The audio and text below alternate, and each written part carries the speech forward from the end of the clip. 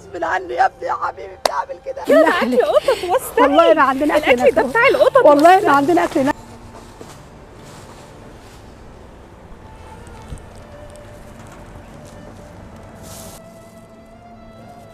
ايه ده؟